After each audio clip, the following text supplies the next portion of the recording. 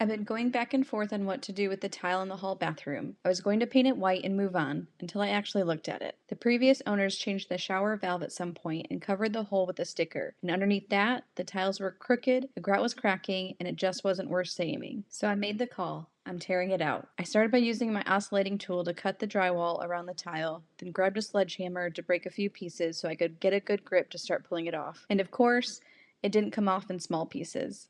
The back wall started peeling away in one giant slab, and I immediately started questioning my life decisions.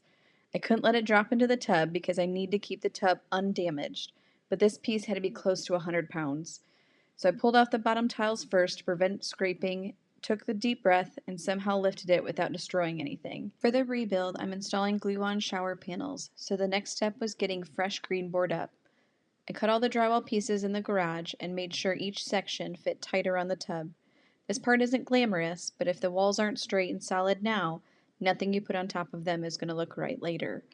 Once everything was cut, I got it installed and started bringing this bathroom back to life. Then I ran to Home Depot for shiplap boards to cover the walls where I removed the sticky backsplash. You can have them cut at the store, which is a huge time saver, as long as your measurements are right. I still had to trim a couple pieces to make everything fit perfectly. It was freezing in the garage. Like, why do I live somewhere with winter freezing? This part had to get done though. I started by drilling all the holes for the plumbing first, the faucet lines, and the toilet supply. Once that main wall was ready, I started installing each panel one by one. First, the wall with all the cutouts, then the side wall, making sure everything stayed tight and level as I went.